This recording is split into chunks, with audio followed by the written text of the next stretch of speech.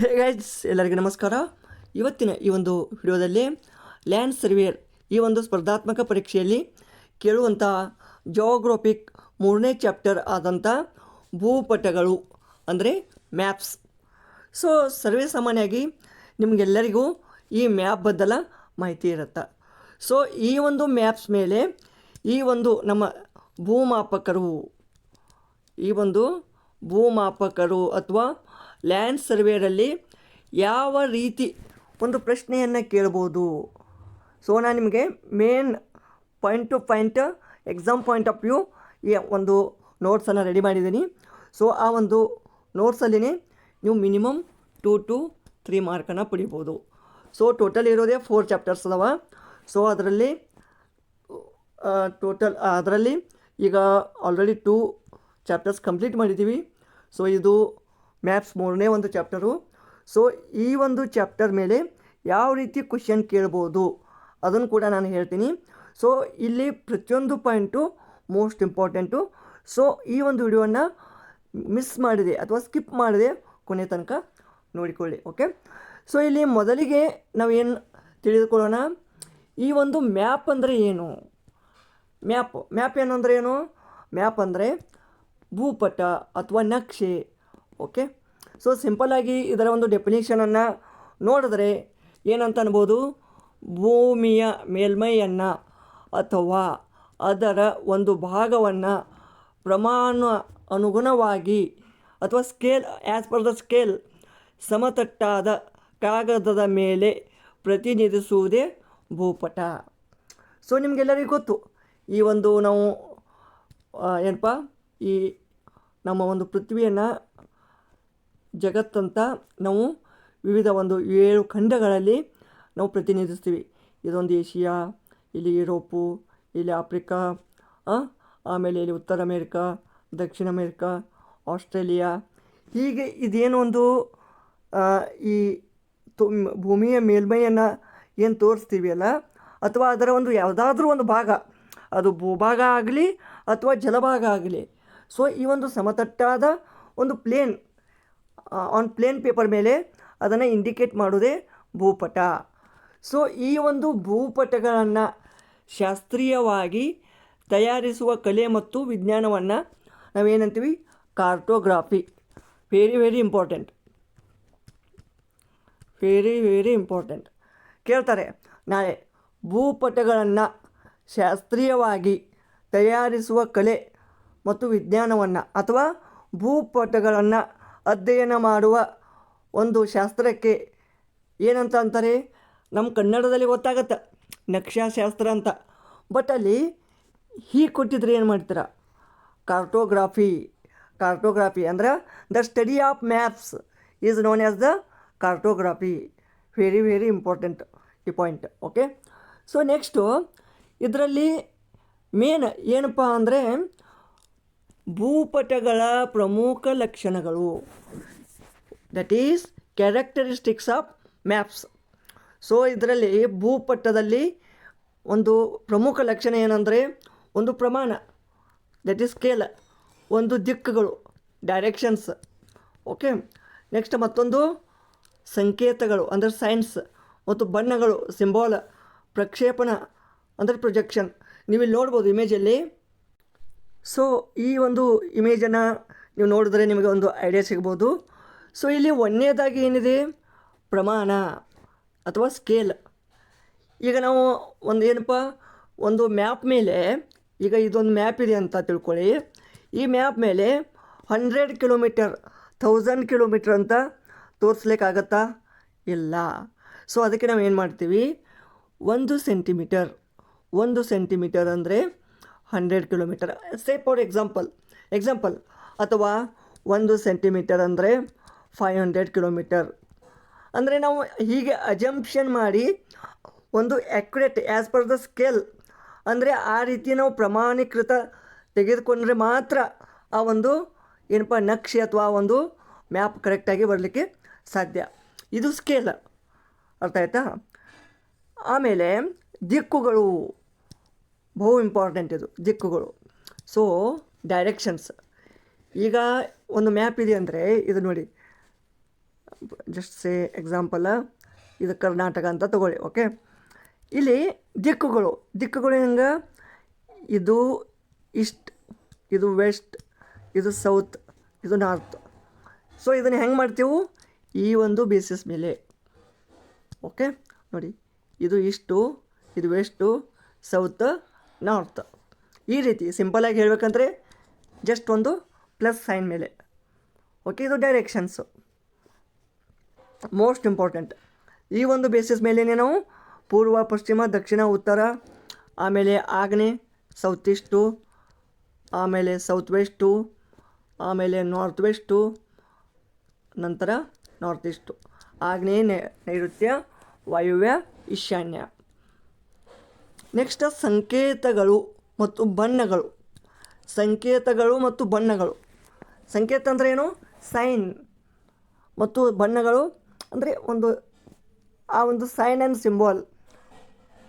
ಅಂದರೆ ಈಗ let's A example, ಕೆಲವೊಂದಿಷ್ಟು ಚಿಹ್ನೆಗಳನ್ನು ಬಳಸ್ತೀವಿ ನಾವು. ಓಕೆ, ಹಲವಾರು ಕಡೆ.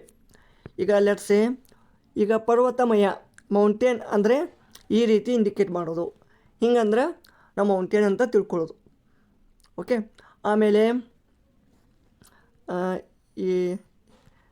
ಈ ರೀತಿ ಅಂದರೆ ಈ ರೀತಿ ಸ್ವಲ್ಪ ಗಿಡ, ಅಥವಾ ಈ ರೀತಿ ಅಂದರೆ ಗಿಡ.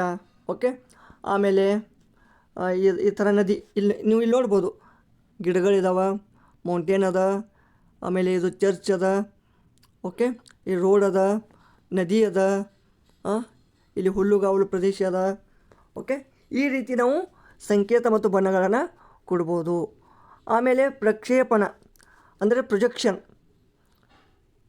ಅಂದರೆ ಏನು ಅಂದರೆ ಆ ಒಂದು ಇದೇನಪ್ಪ ಒಂದು ಗ್ಲೋಬ್ ಇದೆಯಲ್ಲ, ಈ ಒಂದು ಭೂಪಟಕ್ಕೆ ಅಥವಾ ಇದರಲ್ಲಿ ಅದರ ಒಂದು ಪ್ರೊಜೆಕ್ಟ್ ಹೆಂಗೆ ಮಾಡೋದು ಅದನ್ನು ತೋರಿಸ್ಕೊಡ್ತದೆ. ನೀವು ಇಲ್ಲಿ ಹೆಚ್ಚಿನ ಮಾಹಿತಿಗೆ ಈಗ ನೋಡ್ಬೋದು. ಸೊ ಲೆಟ್ಸ್ ಹಿಯರ್, ನೀವು ನೋಡ್ಬೋದು ಭೂಪಟಗಳ ಪ್ರಮುಖ ಲಕ್ಷಣಗಳು. ಈಗ ಇಮೇಜಲ್ಲಿ ನೋಡಿದ್ರೆ, ಒಂದನೇದು ಸ್ಕೇಲ, ಭೂಮಿಯ ಮೇಲಿನ ನೈಜ ದೂರ ಮತ್ತು ಭೂಪಟದಲ್ಲಿ ತೋರಿಸಲಾದ ದೂರಕ್ಕೆ ಇರುವ ಅನುಪಾತ. ಅಂದರೆ 1 ಸೆಂಟಿಮೀಟರ್ ಅಂದರೆ 100 ಕಿಲೋಮೀಟರ್, ಈ ರೀತಿ. ಓಕೆ, ನೆಕ್ಸ್ಟ್ ಇದೇ ರೀತಿಯಾಗಿ ನೀವು ನೋಡ್ಬೋದು ದಿಕ್ಕುಗಳು. ಸಾಮಾನ್ಯವಾಗಿ ನಕ್ಷೆಯ ಮೇಲ್ಭಾಗ ಇದು ನಾರ್ತ್ ದಿಕ್ಕನ್ನು ಸೂಚಿಸುತ್ತದೆ. Okay, north. ನೆಕ್ಸ್ಟ್ ಸಂಕೇತಗಳು ಅಥವಾ ಒಂದು ಸೈನ್ ಅಥವಾ ಸಿಂಬಲ್ಲು. ಅಂತಾರಾಷ್ಟ್ರೀಯ ಮಟ್ಟದಲ್ಲಿ ಒಪ್ಪಿತವಾದ ಚಿಹ್ನೆಗಳು ಅಂದರೆ ಎಲ್ಲರೂ ಮನಸ್ಸಿಗೆ ಬಂದಾಗ ಒಂದು ಚಿಹ್ನೆ ಇದು ಮಾಡೋಂಗಿಲ್ಲ. ಇಲ್ಲಪ್ಪ ನಾನು ಏನು ಲೆಟ್ಸ್ ಎಕ್ಸಾಂಪಲ್, ಈಗ ಮೌಂಟೇನ್ ಅದ, ನಾನು ಹಿಂಗೆ ಮಾಡ್ತೀನಿ, ಮತ್ತೊಬ್ಬ ಹಿಂಗೆ ಮಾಡ್ತೀನಿ, ಹಿಂಗೆ ನಡೆಯಲ್ಲ. ಸೊ ಅದು ಅಂತಾರಾಷ್ಟ್ರೀಯವಾಗಿ ಏನಪ್ಪ ಅದು ಎಲ್ಲರಿಗೂ ಒಪ್ಪಿತ ಇರಬೇಕು. ಓಕೆ, ಉದಾಹರಣೆಗಾಗಿ ನೀಲಿ ಬಣ್ಣ ಏನು ತೋರಿಸ್ತದ, ಜಲರಾಶಿ.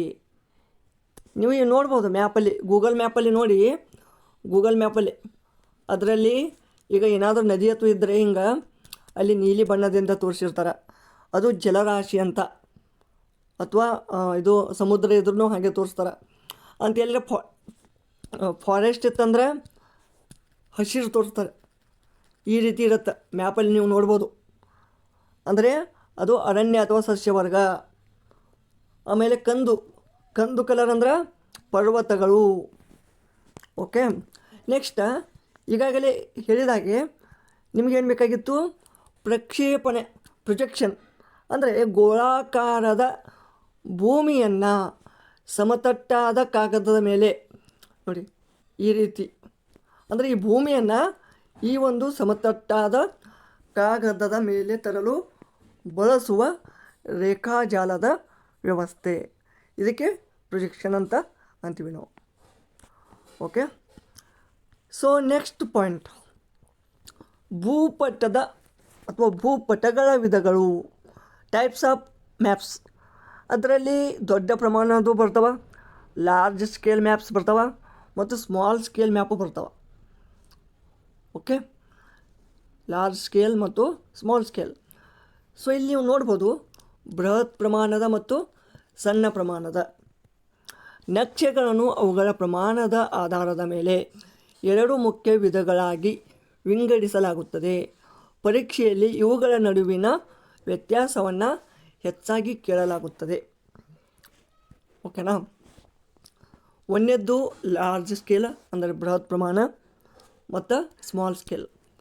ಇಲ್ಲಿ ಲಾರ್ಜ್ ಸ್ಕೇಲ್ ಇಂಪಾರ್ಟೆಂಟ್ ಆಯಿತು. ವಿವರಣೆ: ಇದು ಸಣ್ಣ ಪ್ರದೇಶವನ್ನು ಹೆಚ್ಚಿನ ವಿವರಗಳೊಂದಿಗೆ ತೋರಿಸುತ್ತವೆ. ಅರ್ಥ ಆಯ್ತಾ? ನಾನು ತೋರಿಸ್ತೀನಿ ನಿಮಗೆ, ಮ್ಯಾಪಲ್ಲಿ ತೋರಿಸ್ತೀನಿ. ಸಣ್ಣ ಪ್ರದೇಶವನ್ನು ಹೆಚ್ಚಿನ ವಿವರಗಳೊಂದಿಗೆ ತೋರಿಸುತ್ತವೆ. ವಿಶಾಲವಾದ ಪ್ರದೇಶವನ್ನು ಕಡಿಮೆ ವಿವರಗಳೊಂದಿಗೆ ತೋರಿಸುತ್ತದೆ. ಇವು ತೋರಿಸ್ತವೆ. ಓಕೆ. ನೆಕ್ಸ್ಟ್, ನಕ್ಷೆಯ ಅನುಪಾತ ದೊಡ್ಡದಾಗಿರುತ್ತದೆ. ಅಂದರೆ ಲೆಟ್ಸ್ ಎಕ್ಸಾಂಪಲ್ 1 ಸೆಂಟಿಮೀಟರ್ ಐತೆ ಅಂದ್ರೆ 50 ಮೀಟರ್ ಇರ್ತೈತಿ. ಇಲ್ಲಿ ನಕ್ಷೆಯ ಅನುಪಾತ ಕಡಿಮೆ ಇರ್ತದೆ, ಸಣ್ಣದಾಗಿರ್ತದೆ. ಅಂದರೆ 1 ಸೆಂಟಿಮೀಟರ್ ಅಂದ್ರೆ 100 ಕಿಲೋಮೀಟರ್ ಇಷ್ಟಿರ್ತದೆ. ಆಮೇಲೆ ದೊಡ್ಡ ಪ್ರಮಾಣದಲ್ಲಿ ಗ್ರಾಮ, ನಗರದ ಬಡಾವಣೆ, ಸಣ್ಣ ತಾಲೂಕು ಈ ರೀತಿ ತೋರಿಸ್ತೀವಿ. ಈಗ ಸಣ್ಣ ಈಗ ಲೆಟ್ಸ್ ಎಕ್ಸಾಂಪಲ, ಈಗ ನಿಮ್ಮ ಒಂದು ಊರಿದೆ, ಆ ಊರನ್ನು ಈ ರೀತಿ ತೋರಿಸೋದು. ಆ ಊರಿನಲ್ಲಿ ಒಂದು ಅಥವಾ ಏನಪ್ಪ ವಾರ್ಡ್ ಇರ್ತವೆ, ವಾರ್ಡ್ ಅಥವಾ ಬಡಾವಣೆಗಳು, ಸಣ್ಣ ತಾಲೂಕು. ಓಕೆ. ಆಮೇಲೆ ಚಿಕ್ಕ ಸ್ಮಾಲ್ ಸ್ಕೇಲ್ ಅಂದರೆ ದೇಶಗಳು, ಖಂಡಗಳು ಅಥವಾ ಇಡೀ ಜಗತ್ತು. ಒಂದು ಜಗತ್ತಿನ ಮ್ಯಾಪ್ ತೋರಿಸ್ತೀವಿ ಅಂದ್ರೆ ಅದು ಸ್ಮಾಲ್ ಸ್ಕೇಲ್ ಮ್ಯಾಪ್ಸ್. ನೆನಪಿರಲಿ, ಎಲ್ಲರೂ ಏನು ಮಾಡ್ತಾರೆ, ಜಗತ್ತು ಅಂದ್ರೆ ದೊಡ್ಡದಿದೆ ಅದಕ್ಕೆ ಲಾರ್ಜ್ ಸ್ಕೇಲ್ ಯೂಸ್ ಮಾಡ್ತಾರಂತ. ಹಾಗಲ್ಲ, ಸ್ಕೇಲ್ ನಾವು ಯಾವ ರೀತಿ ಅದನ್ನು ಯೂಸ್ ಮಾಡ್ತೀವಿ ಅದ್ರ ಮೇಲೆ. ಅರ್ಥ ಆಯ್ತಾ? ನೆಕ್ಸ್ಟು ಒಂದು ಉದಾಹರಣೆ ಅಂತ ಹೋದರೆ, ಜಮೀನು, ಆಸ್ತಿ ಮತ್ತು ಮನೆಗಳ ಗಡಿ ಗುರುತಿಸಲು ಕಂದಾಯ ಇಲಾಖೆ ಬಳಸುವ ನಕ್ಷೆ. ಈಗ ನಿಮ್ಮದೊಂದು ಜಮೀನು ಅದ ಅಥವಾ ಒಂದು ಹೊಲ ಅದ, ಒಂದು ಪ್ಲಾಟ್ ಅದ, ಅದನ್ನು ಒಂದು ತೋರಿಸ್ಲಿಕ್ಕೆ ಈ ಒಂದು ಲಾರ್ಜ್ ಸ್ಕೇಲನ್ನು ಯೂಸ್ ಮಾಡ್ತೀವಿ. ಆಮೇಲೆ ಸ್ಥಳಾಕೃತಿ, ಇದಕ್ಕೇನಂತೀವಿ, ಕಡತ ನಕ್ಷೆಗಳು ಅಥವಾ ಕೆಡಸ್ಟ್ರಲ್ ಮ್ಯಾಪ್ಸ್. ನಾಳೆ ಕೇಳ್ಬೋದು, cadastral maps comes under large scale, medium scale, small scale, none of these. ಆವಾಗ ನೀವು ಲಾರ್ಜ್ ಸ್ಕೇಲ್ ಅಂತ ಅನ್ಬೇಕು.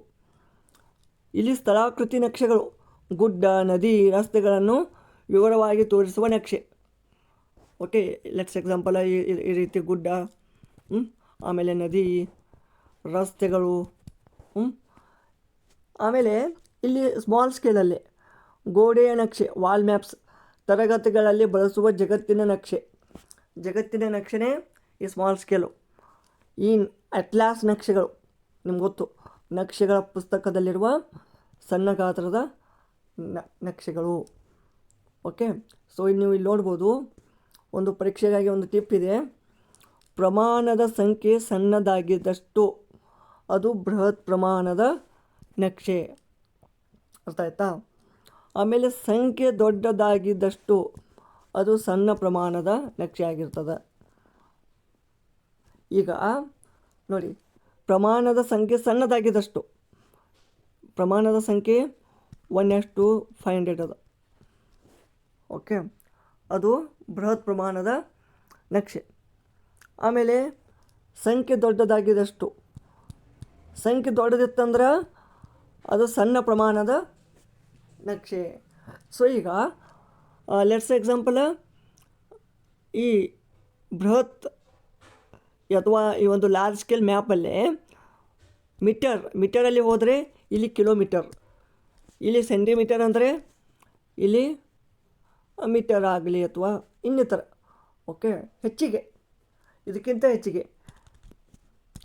Let's see in image. So friends, ನೀವಿಲ್ಲಿ ನೋಡ್ಬೋದು ಇಮೇಜಲ್ಲಿ, ಈಗಾಗಲೇ ಹೇಳಿದ್ದೀನಿ ಭೂಪಟಗಳ ಪ್ರಮಾಣ. ಓಕೆ. ಬೃಹತ್ ಮತ್ತು ಸಣ್ಣ. ಬೃಹತ್ ವರ್ಸಸ್, ಇಲ್ಲಿ ಬೃಹತ್ ಅಂದರೆ ಏನು, ಬೃಹತ್ ಪ್ರಮಾಣದ ಭೂಪಟಗಳು. ಇಲ್ಲಿ 1 ಸೆಂಟಿಮೀಟರ್ ಅಂದರೆ 50 ಮೀಟರ್. ಇಲ್ಲಿ 1 ಸೆಂಟಿಮೀಟರ್ ಅಂದರೆ 100 ಕಿಲೋಮೀಟರ್. ಅಂದರೆ ಇಲ್ಲಿ ಸಂಖ್ಯೆ ಹೆಚ್ಚದಾಗಿರ್ತದೆ, ಬಟ್ ಅದರ ಒಂದು ಪ್ರಮಾಣ ಅತಿ ದೊಡ್ಡದು. ಅರ್ಥ ಆಯ್ತಾ? ಸೊ ಇಲ್ಲಿ ಬೃಹತ್ ಪ್ರಮಾಣದಲ್ಲಿ ಅಂದರೆ ಚಿಕ್ಕ ಒಂದು ಭೂಮಿಯನ್ನು ದೊಡ್ಡದಾಗಿ ತೋರಿಸೋದು. ನೋಡಿ, ಒಂದು ತಾಲೂಕದ ಒಳಗಿನ ಒಂದು ನಗರದ ಬಡಾವಣೆ, ಆ ಬಡಾವಣೆ ನೋಡಿ, ಇದೆಲ್ಲ ರೋಡ್ಸ್ಗಳದಾವ, ಇವೆಲ್ಲ ಬಿಲ್ಡಿಂಗ್ಸ್ ಅದಾವೆ ನೋಡಿ. ಈ ರೀತಿ ಚಿಕ್ಕ ಪ್ರಮಾಣದ ಒಂದು ಆಕೃತಿಗಳನ್ನು ಅಥವಾ ಒಂದು ಏನಪ್ಪ ಆ ಪ್ರಮಾಣದ ನಕ್ಷೆಗಳನ್ನು ತೋರಿಸೋದಕ್ಕೆ ನಾವೇನಂತೀವಿ ಲಾರ್ಜ್ ಸ್ಕೇಲ್ ಮ್ಯಾಪ್ಸ್, ಕಡತ ನಕ್ಷೆಗಳು, ಸ್ಥಳಾಕೃತಿ. ಓಕೆ, ಇದೇ ರೀತಿ ನೀವು ಇಲ್ಲಿ ಸಣ್ಣ ಪ್ರಮಾಣದ ಭೂಪಟಗಳನ್ನು ನೋಡ್ಬೋದು. ಇಲ್ಲಿ ಸಣ್ಣ ಪ್ರಮಾಣದಲ್ಲಿ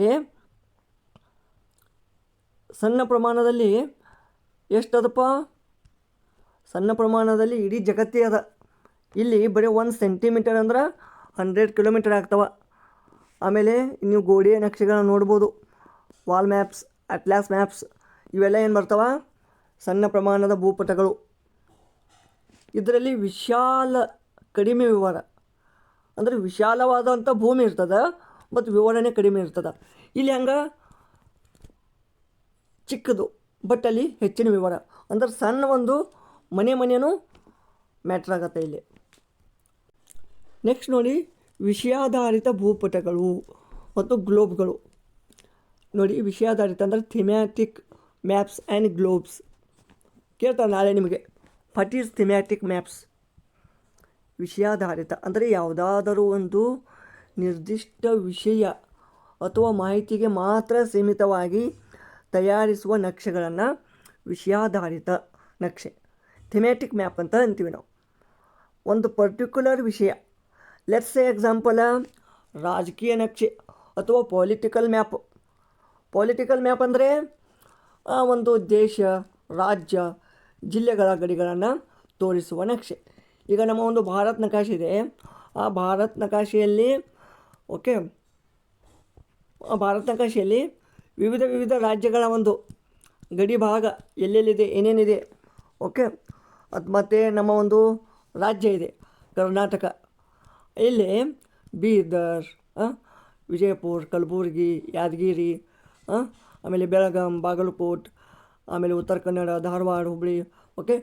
ಈ ರೀತಿ ನಾವೇನು ಮಾಡ್ತೀವಿ, ಜಿಲ್ಲೆಗಳ ಗಡಿಗಳನ್ನು ತೋರಿಸ್ತೀವಿ. ಇವೆಲ್ಲ ಪೊಲಿಟಿಕಲ್ ಮ್ಯಾಪು. ನೆಕ್ಸ್ಟ್ ಭೌತಿಕ ನಕ್ಷೆ, ಫಿಸಿಕಲ್ ಮ್ಯಾಪು. ಅಂದರೆ ಫಿಸಿಕಲ್ ಮ್ಯಾಪ್ ಅಂದರೆ ಪರ್ವತ, ನದಿ, ಪ್ರಸ್ಥಭೂಮಿ ಯಾವ ರೀತಿ ತೋರಿಸ್ತೀರಾ, ಮುಂತಾದ ಒಂದು ನೈಸರ್ಗಿಕ ಲಕ್ಷಣಗಳನ್ನು ತೋರಿಸುವ ನಕ್ಷೆ. ಆಮೇಲೆ ಕ್ಲೈಮ್ಯಾಟಿಕ್ ಮ್ಯಾಪ್ ಅಂದರೆ ಮಳೆ ತೋರಿಸೋದು, ತಾಪಮಾನ ಹೆಂಗೆ ಮಾಡ್ತೀರಿ, ಥರ್ಮೋಮೀಟರ್. ಆಮೇಲೆ ವಾಯುಭಾರ ತೋರಿಸುವ ನಕ್ಷೆ. ನೆಕ್ಸ್ಟ್ ಪಾಪ್ಯುಲೇಷನ್ ಮ್ಯಾಪ್, ಜನಸಾಂದ್ರತೆ ಮತ್ತು ಹಂಚಿಕೆಯನ್ನು ತೋರಿಸುವ ನಕ್ಷೆ. ಸೊ ನೀವು ಇದನ್ನು ನೋಡ್ಬೋದು ಇಲ್ಲಿ ಮ್ಯಾಪಲ್ಲಿ. ಲೆಟ್ಸ್ ಸಿ ಹಿಯರ್, ಇಲ್ಲಿ ಒಂದು ನಿರ್ದಿಷ್ಟ ವಿಷಯದ ಬಗ್ಗೆ ಮಾಹಿತಿ ನೀಡುವ ನಕ್ಷೆಗಳು. ಅಂದರೆ ಯಾವ ಒಂದು maps gives are providing the information about specific subject. ನೋಡಿ, ಪೊಲಿಟಿಕಲ್ ಮ್ಯಾಪ್ ಅಂದ್ರೇನು, ರಾಜಕೀಯ ನಕ್ಷೆ ಅಂದರೆ ದೇಶ ಗಡಿ, ರಾಜ್ಯ ಗಡಿ, ಜಿಲ್ಲಾ ಗಡಿ. ನೋಡಿ, ಇದೇನಪ್ಪ, ಇದು ನಮ್ಮ ಭಾರತ ದೇಶ. ಇಲ್ಲಿ ಗಡಿ ಇದೆ, ಇದು ಯಾವುದು, ಇದು ಮೇಲಿನ ಆಂಧ್ರ, ಕೆಳಗಡೆ ತಮಿಳುನಾಡು, ಇದು ಕರ್ನಾಟಕ. ಅರ್ಥ ಆಯ್ತಾ? ಇದು ದೇಶ ಗಡಿ. ಇದರಲ್ಲೇ ರಾಜ್ಯ ಗಡಿ, ಕಂಟ್ರಿ ಬೌಂಡ್ರಿ. ಈಗ ಇದು ಕಂಟ್ರಿ ಬೌಂಡ್ರಿ. ರಾಜ್ಯ ಗಡಿ ಅಂದರೆ ಇವು ಕರ್ನಾಟಕದ ಜೊತೆ ಯಾವ ರಾಜ್ಯಗಳು ಗಡಿ ಹೊಂದಿದವ. ಉತ್ತರಕ್ಕೆ ಮಹಾರಾಷ್ಟ್ರ, ಆಮೇಲೆ ವಾಯುವ್ಯಕ್ಕೆ ಗೋವಾ, ಪೂರ್ವಕ್ಕೆ ತೆಲಂಗಾಣ ಮತ್ತು ಆಂಧ್ರ ಪ್ರದೇಶ, ಆಮೇಲೆ ದಕ್ಷಿಣಕ್ಕೆ ಅಥವಾ ನೈಋತ್ಯಕ್ಕೆ ತಮಿಳುನಾಡು, ಆಮೇಲೆ ಆಗ್ನೇಯಕ್ಕೆ ತಮಿಳುನಾಡು, ನೈಋತ್ಯಕ್ಕೆ ಕೇರಳ. ಈ ರೀತಿ ರಾಜ್ಯ ಗಡಿ ಹೊಂದಿದವ.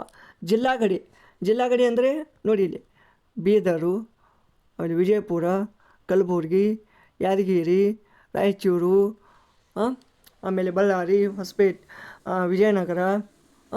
ಹೀಗೆ ಯಾವ ಜಿಲ್ಲೆಯ ಜೊತೆ ಗಡಿಯನ್ನು ಹೊಂದಿದವ. ಇದು ಪೊಲಿಟಿಕಲ್ ಮ್ಯಾಪು. ಫಿಸಿಕಲ್ ಅಂದ್ರೇನು, ಭೌತಿಕ ನಕ್ಷೆ. ಇದರಲ್ಲಿ ಪರ್ವತಗಳು ನೋಡಿ, ಇಲ್ಲಿ ಮೌಂಟ್ ಎವರೆಸ್ಟ್ ಅದ ನೋಡಿ, ಇಲ್ಲಿ ಜಸ್ಟ್ ಸಿಯರ ಜೂಮ್ ಮಾಡ್ತೀನಿ ನೋಡಿ, ಇದು ಮೌಂಟ್ ಎವರೆಸ್ಟ್. ಇಲ್ಲಿ ಈ ರೀತಿ ಮಾಡಿದ್ದಾರೆ, ಈ ರೀತಿ. Just minute, change colour. Okay, ಈ ರೀತಿ ನೋಡಿ, ಈ ರೀತಿ ಇದೆ. ಇದು ಪರ್ವತಗಳು. ಆಮೇಲೆ ನದಿಗಳು ನೋಡಿ, ನದಿಗಳು ಯಾವ ಒಂದು ಇದರಲ್ಲಿ ತೋರಿಸಿದ್ದಾರೆ, ಬ್ಲೂ ನೋಡಿ, ಇದು ಗಂಗಾ, ಇದು ಯಮುನಾ. ಓಕೆ, ಈ ರಿವರ್ಗಳು. ಆಮೇಲೆ ಪ್ರಸ್ಥಭೂಮಿಗಳು, ಪ್ಲ್ಯಾಟ್ಯೂಸ್. ಓಕೆ, ಪ್ಲ್ಯಾಟ್ಯೂಸ್ ಅಂದರೆ ಏನು, ಲೆಟ್ಸ್ ಎಕ್ಸಾಂಪಲ್ ಇಲ್ಲಿ ಕೆಳಗಡೆ ದಕ್ಕನ್ ಪ್ರಸ್ಥಭೂಮಿ ಬರ್ತದೆ, ಇವೆಲ್ಲ ಟಿಬೇಟಿಯನ್ ಪ್ರಸ್ಥಭೂಮಿ ಬರ್ತದೆ. ಓಕೆ, ಸೊ ನೆಕ್ಸ್ಟು ಹವಾಮಾನ ನಕ್ಷೆ. ಹವಾಮಾನ, ಕ್ಲೈಮೆಟಿಕ್, ಈಗಾಗಲೇ ಹೇಳಿದ್ದೀನಿ.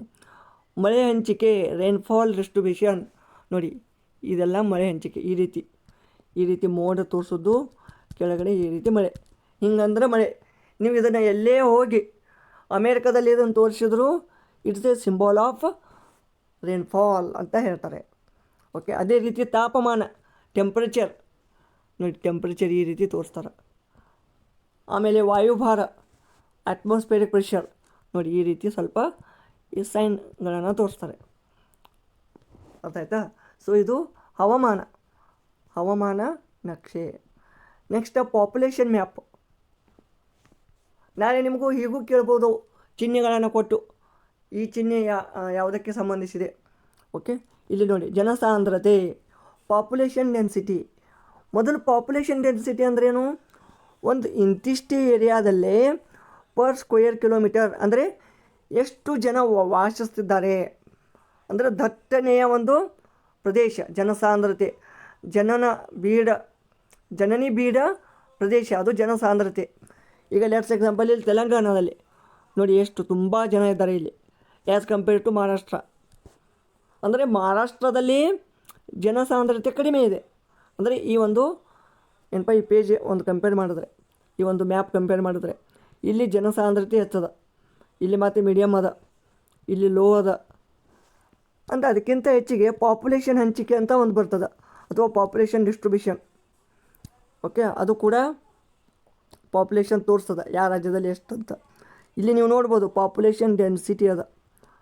ಓಕೆ, ಫುಲ್ ಡಾರ್ಕನ್ ರೆಡ್ ಅದಲ್ಲ, ಅದು +500 ಅದ ನೋಡಿ. ಇದು +500 ಇಲ್ಲಿ ಈ ಒಂದು ಭಾಗದಲ್ಲಿ. ಓಕೆ, ನೆಕ್ಸ್ಟ್ ನೋಡಿ, ಇಲ್ಲಿ ಕೆಳಗಡೆ 0 to 6 or 10. ಇದು ನೋಡಿ, ಇದೆಲ್ಲ ಲೋವೆಸ್ಟು, ಇದು ಲೋವೆಸ್ಟು. ಓಕೆ, ಸೊ ಈ ರೀತಿ ನಾವು ಜನಸಂಖ್ಯೆ ನಕ್ಷೆಯನ್ನು ಅಧ್ಯಯನ ಮಾಡ್ಬೋದು. ನೆಕ್ಸ್ಟ್ ಲಾಸ್ಟ್ ಪಾಯಿಂಟ್ ನೋಡಿ ಫ್ರೆಂಡ್ಸ್. ಆಮೇಲೆ ನೋಡಿ, ಗ್ಲೋಬ್ಗಳು ಅಥವಾ ಭೂಗೋಳಗಳು. ಗ್ಲೋಬ್ ಅಂದ್ರೇನು, ಗ್ಲೋಬ್ ಎಂಬುದು ಇಡೀ ಭೂಮಿಯ ತ್ರಿಮಿತೀಯ ಅಥವಾ 3 ಡೈಮೆನ್ಷನಲ್ ಸಣ್ಣ ಮಾದರಿಯಾಗಿದೆ. ಈಗ ಒಂದು ಪೃಥ್ವಿ ಇದು ಇದೆ, ನಮ್ಮ ಒಂದು ಪೃಥ್ವಿ. ಆ ಪೃಥ್ವಿಯ ಒಂದು ಗ್ಲೋಬನ್ನು ತೋರಿಸ್ತೀವಿ. ನೀವು ನೋಡ್ಬೋದು, ಲೆಟ್ಸ್ ಹಿಯರ್. ಇದು ಗ್ಲೋಬು, ಇದೇನು ತೋರಿಸ್ತಾ ಇದೆಯಲ್ಲ, ಇದು ಗ್ಲೋಬು. ಸೊ ಇದರ ಯೂಸ್ ಏನು, ಗ್ಲೋಬ. ಸೊ ಇದೊಂದು 3D model of the earth. ಇದೊಂದು 3 ಡೈಮೆನ್ಷನಲ್ ಇರ್ತದೆ. ಸೊ ಇದರ ಒಂದು ಮುಖಾಂತರ ನಾವು ಖಂಡಗಳು, ಆಮೇಲೆ ಸಾಗರಗಳು, ಇವುಗಳ ಒಂದು ಸರಿಯಾದ ಗಾತ್ರ ಗೊತ್ತಾಗತ್ತೆ ನಮ್ಗೆ. ಎಷ್ಟು ಭೂಮಿ ಅದ, ಎಷ್ಟು ಸಾಗರ ಅದ, ಅಥವಾ ಎಷ್ಟು ಭೂಮಿ ಅದ, ಎಷ್ಟು ನೀರದ. ಭೂಮಿಯ ನೈಜ ಆಕಾರ ತಿಳಿಲಿಕ್ಕೆ ಇದು ಗ್ಲೋಬ್ ನಮಗೆ ಬೇಕು. ಭೂಮಿಯ ಆಕಾರ ಹೇಗಿದೆ, ಜಿಯಾಡ್. ಓಕೆ, ಸೊ ಭೂಮಿ ಈ ರೀತಿ ಹಾಕಿದೆ. ಸ್ವಲ್ಪ ನೋಡಿ, ಜಸ್ಟ್ ಹಿಯರ್ ನೋಡಿ, ಈ ರೀತಿ ಇದೆ. ಓಕೆ, ಸೊ ಓರೆಯಾದ ಅಕ್ಷ, ಟಿಲ್ಟ್ ಆಕ್ಸಿಸ್ 23.5. ಇದು ಉತ್ತರ ಧ್ರುವ, ಇದು ದಕ್ಷಿಣ ಧ್ರುವ. ಓಕೆ, ಸೊ ಈ ರೀತಿಯಾಗಿ ನಾವು ಭೂಮಿಯ ತ್ರಿಮಿತಿಯ ಮಾದರಿಯನ್ನು ನೋಡ್ಬೋದು. ಕೇಳ್ತಾರೆ, ಗ್ಲೋಬ್ ಇದರ ಒಂದು ಉಪಯೋಗಗಳು ಏನು, ಖಂಡಗಳು ಮತ್ತು ಸಾಗರಗಳ ಸರಿಯಾದ ಗಾತ್ರವನ್ನು ತಿಳಿಲಿಕ್ಕೆ, ಮತ್ತು ಎರಡನೇದ್ದು ಭೂಮಿಯ ನೈಜ ಆಕಾರವನ್ನು ತಿಳಿಲಿಕ್ಕೆ. ಆ್ಯಕ್ಚುಲಿ ನಮ್ಮ ಒಂದು ಪೃಥ್ವಿ ಹೇಗೆ ತಿರುಗ್ತಾ ಇದೆ. ಸೊ ಹೀಗೆಲ್ಲ ಕೇಳಿ ಮೇಲಿನ ಎಲ್ಲವೂ ಅಂತ ಕೊಟ್ಬಿಡ್ತಾರೆ. ಅವಾಗ ನೀವು ಮೇಲಿನ ಎಲ್ಲವೂ ಅಂತ ಚೂಸ್ ಮಾಡಬೇಕಾಗತ್ತೆ. ಓಕೆ, ನೆಕ್ಸ್ಟ್ ಲಾಸ್ಟ್ ಪಾಯಿಂಟ್, ಈ ಭೂಪಟ ಮತ್ತು ಗ್ಲೋಬ್ ನಡುವಿನ ವ್ಯತ್ಯಾಸ ಏನು.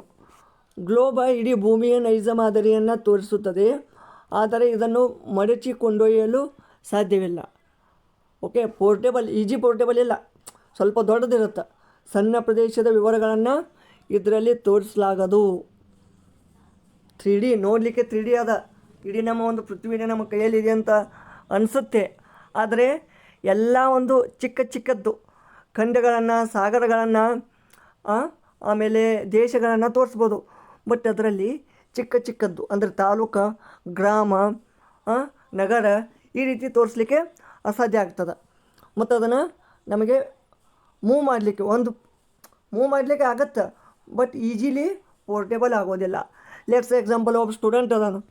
ಸ್ಟೂಡೆಂಟ್ಗೆ ಡೈಲಿ ಮನೆಯಿಂದ ಸ್ಕೂಲಿಂದ ಮನೆಗೆ ಈ ಒಂದು ಗ್ಲೋಬನ್ನು ಒಯ್ಯಲಿಕ್ಕೆ ಆಗತ್ತಾ ಅಂದರೆ ಆಗತ್ತೆ, ಬಟ್ ಸ್ವಲ್ಪ ಕಷ್ಟ ಆಗತ್ತೆ.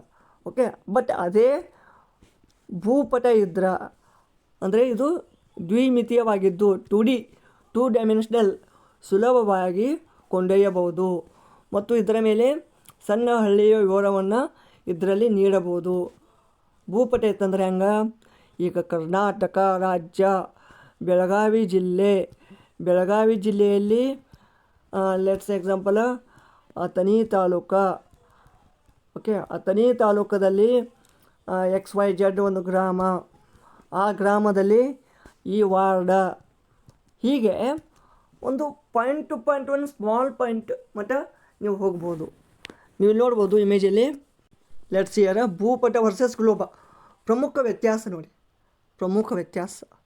ಏನು ಪ್ರಮುಖ ವ್ಯತ್ಯಾಸ? ಇಡೀ ಭೂಮಿಯ ನೈಜ ಮಾದರಿ ಇದು. ಇದರಲ್ಲೆಲ್ಲ ದೇಶಗಳು, ಖಂಡಗಳು, ಸಾಗರ, ಮಹಾಸಾಗರ ಇದೆಲ್ಲ ಆಗುತ್ತೆ. ಓಕೆ, ಇದನ್ನು ಮಡಿಸಲು ಸಾಧ್ಯವಿಲ್ಲ. ಓಕೆ, ಬಟ್ ಇದು ಮ್ಯಾಪ್ ಹೆಂಗಿದೆ ಭೂಪಟ, ಈಜಿಲಿ ಫೋಲ್ಡೇಬಲ್, ಈಜಿಲಿ ಮಡಿಸ್ಕೊಂಡು ಕಿಶೆದಲ್ಲಿನೂ ಇಟ್ಕೊಂಡು ಹೋಗ್ಬೋದು. ಸುಲಭ ಸಾಗಾಟ ಇದೆ, 2Dಯಲ್ಲಿ ಅದ. ಆಮೇಲೆ ಸಣ್ಣ ಸಣ್ಣ ಹಳ್ಳಿಗಳನ್ನು ನಾವು ನೋಡ್ಬೋದು, ಅದರ ವಿವರಗಳನ್ನು ಪಡಿಬೋದು. ಓಕೆ, ಸೊ ಈ ರೀತಿ ಗ್ಲೋಬ್ ಮತ್ತು ಈ ಭೂಪಟದ ಒಂದು ವ್ಯತ್ಯಾಸ ಆಗ್ತದೆ. ಸೊ ಫ್ರೆಂಡ್ಸ್, ಇದ್ರ ಮೇಲೆ ನಿಮ್ಮ ಮಿನಿಮಮ್ 2 ಮಾರ್ಕ್ ಆದರೂ ಬಂದೇ ಬರುತ್ತೆ. ಸೊ ಮುಂದಿನ ಒಂದು ವಿಡಿಯೋದಲ್ಲಿ ಒಂದು 4ನೇ ಚಾಪ್ಟರನ್ನು ನೋಡೋಣ. ಸೊ ಇನ್ನೂ ಮೊದಲ ಮತ್ತು ಸೆಕೆಂಡ್ ಒಂದು ವಿಡಿಯೋ ಯಾರು ನೋಡಿಲ್ಲ, ಕೆಳಗಡೆ ಡಿಸ್ಕ್ರಿಪ್ಷನಲ್ಲಿ ಲಿಂಕನ್ನು ಕೊಟ್ಟಿರ್ತೀನಿ, ಹೋಗಿ ನೋಡ್ಬೋದು. ಇದಾದಮೇಲೆ ಏನಪ್ಪ, ಭೂಗೋಳ ಆದಮೇಲೆ ಒಂದು ಫಿಸಿಕ್ಸನ್ನು ಮುಗಿಸ್ಕೊಡ್ತೀನಿ. ಓಕೆ, ಸೊ ಈ ಒಂದು ವಿಡಿಯೋ ಇಷ್ಟವಾದಲ್ಲಿ ಲೈಕ್ ಮಾಡಿ, ಕಮೆಂಟ್ ಮಾಡಿ, ಹಾಗೂ ನಿಮ್ಗೆ ಏನಾದರೂ ಡೌಟ್ಸ್ಗಳಿದ್ದರೆ ದಯವಿಟ್ಟು ಕಾಮೆಂಟ್ ಸೆಕ್ಷನಲ್ಲಿ ತಿಳಿಸಿ. ಧನ್ಯವಾದಗಳು.